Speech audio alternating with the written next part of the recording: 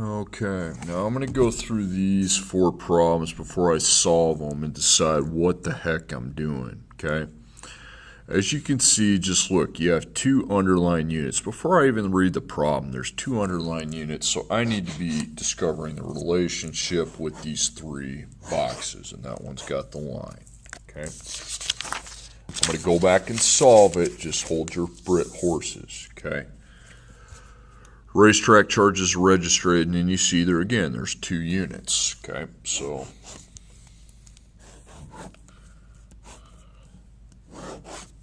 far in class, when we set up this, there ends up being a line. Once again, hours and gallons, so that's going to be just like that. Going to make a line here. Now here there's three units, sticks, brushes, and money. So with the three units, we want to go to make a chart to have the relationship there, okay? All right, now let's go back and solve them now that we understand what we're doing. When there's two units, we need to go with this route, but if there's three, we go the other route. That's the point I've been trying to make. Okay, to get your car repaired, you had to pay $76 for the part, $32 per hour for labor. The bill was $124. How many hours did the repair take? Okay.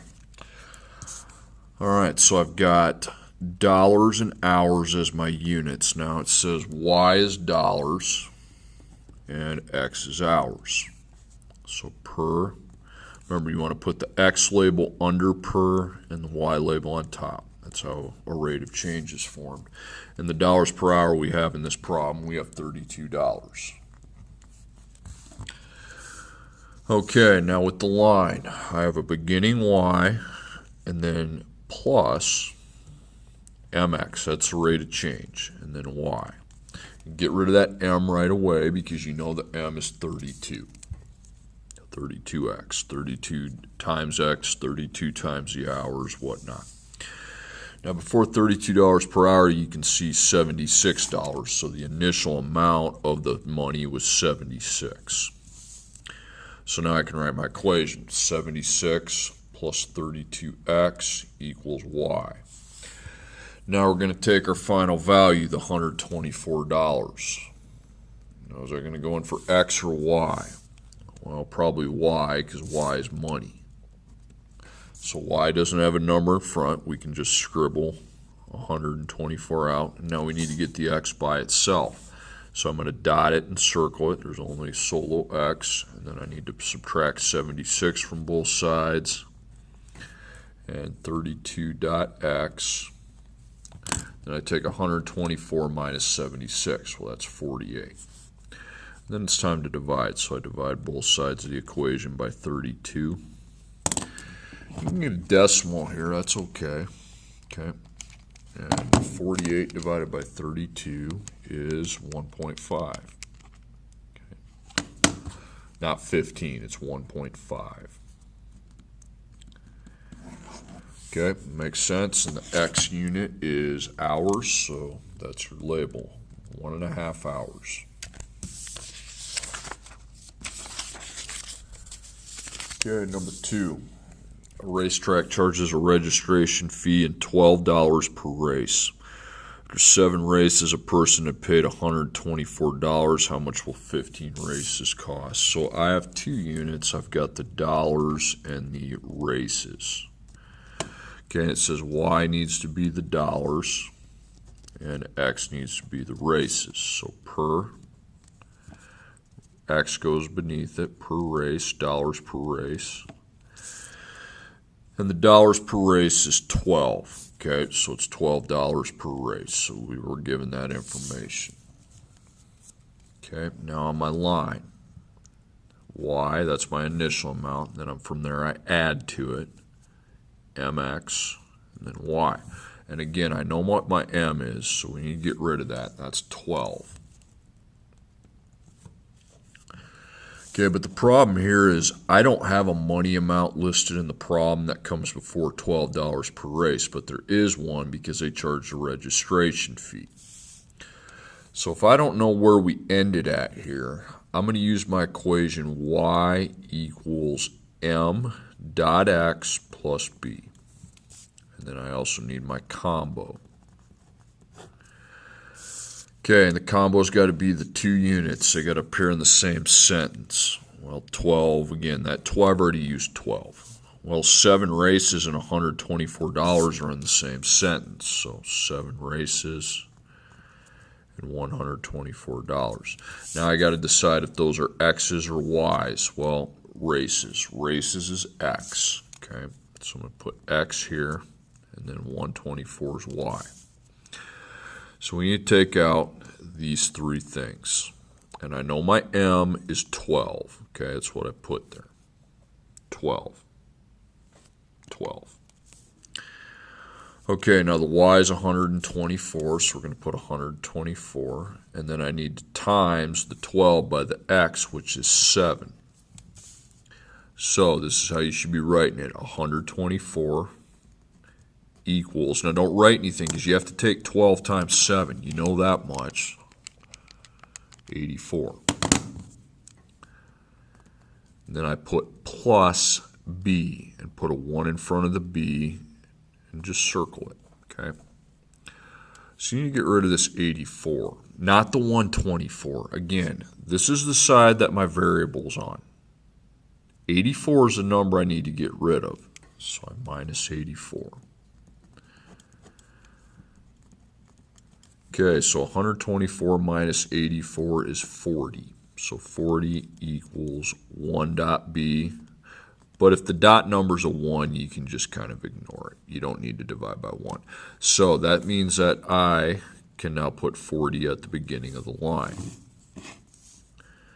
Now write the equation. We have 40 plus 12x equals y. All right, now 15 races. Races means it would go in for x. So x has this 12 in front of it as a multiplier, so I need to put it in parentheses before I scribble it out. And then I put 15. Now the other letter I'm left with is y. Well, the goal is to get y by itself. It is by itself, okay? So I can just plug that into my calculator, okay? 40 plus 12, parentheses 15. Just plug it in, and that's 220 equals y, okay? And y is money, so it'd be $220. Okay, number 3. A full pool is drained at a constant rate each minute. After 4 hours of draining, it has 1,300 gallons of water. After 10 hours of draining, it has 1,000 gallons of water.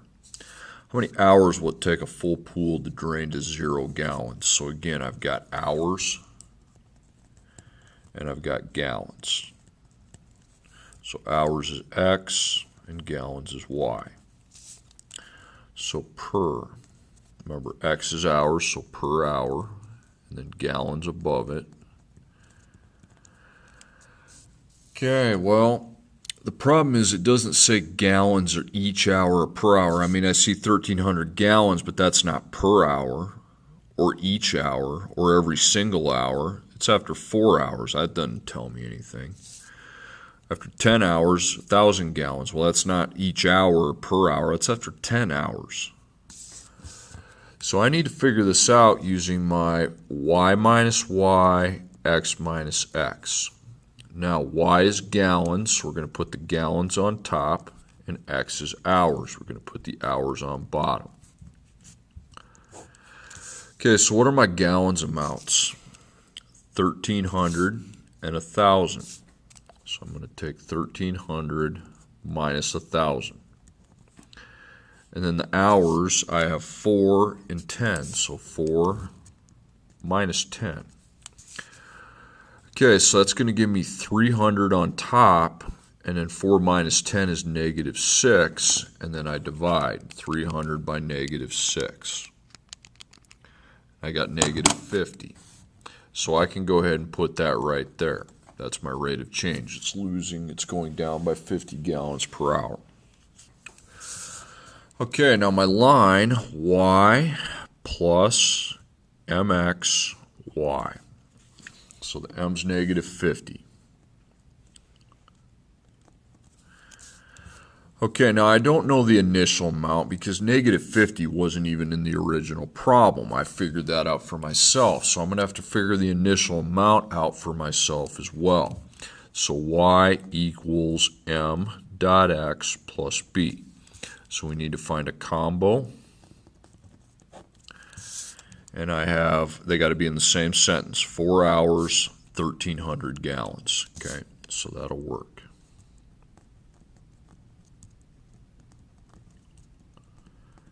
Okay, now which one's x, which one's y? So hours is x and gallons is y.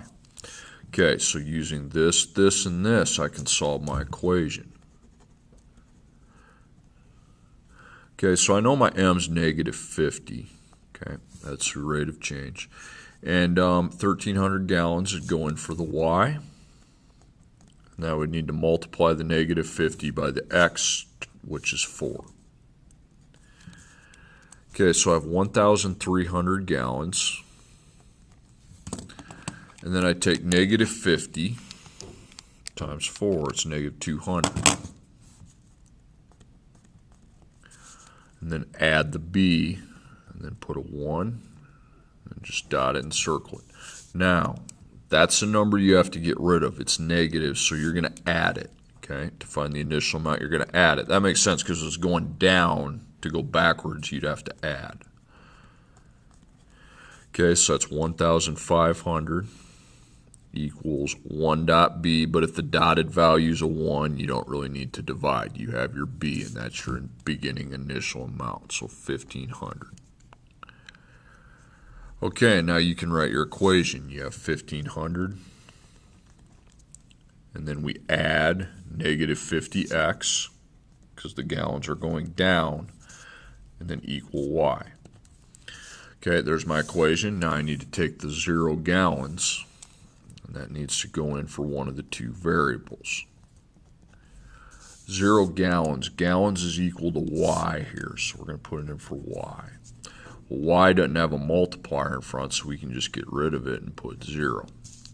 Now the x isn't by itself, so I expect it dotted and circled. And remember, we have this 1,500 here. So we're going to have to minus 1,500 and then subtract it from 0. So I have negative 50 dot x equals negative 1,500.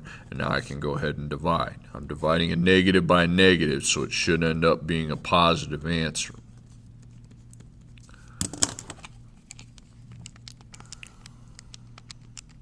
That's 30.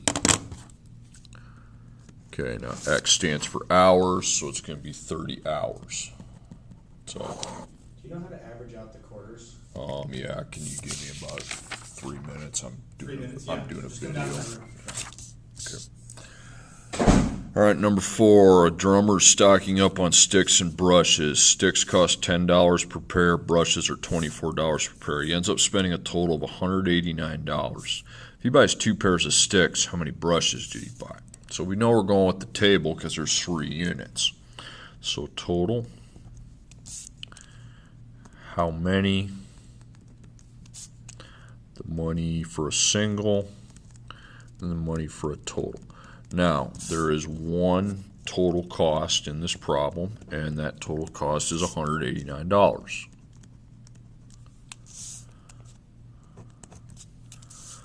Okay, by the way, you got sticks and brushes. Okay, now let's see what we have for non-money amounts. Well, the only one I have is 2, but you don't put that there. It says 2 pairs of sticks, so I'm going to put it under sticks, okay? And I don't know the brushes that go with it, so that's going to be X, and I really have no use for this then, okay? Okay, now we're looking for money amounts. Now we never have any use for that. And $10.50, that sticks cost $10.50. And brushes, those are $24, so $24.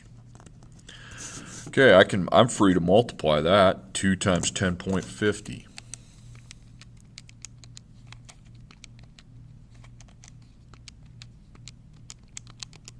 21. Okay, and x times 24 is 24x. Okay, then you can just write the equation. It's pretty easy. You have 21. This is the only x. You don't have to add x's. Plus 24x equals 189. And then we can dot him and circle him. So I have to get rid of 21. So 24 times x. 189 minus 21 is 168. And then I can go ahead and divide by 24. Okay, 168 divided by 24 equals 7, I'm pretty sure. Yep. Okay. And then there's my solo X. It's brushes. It's how many brushes. So you had 7 brushes.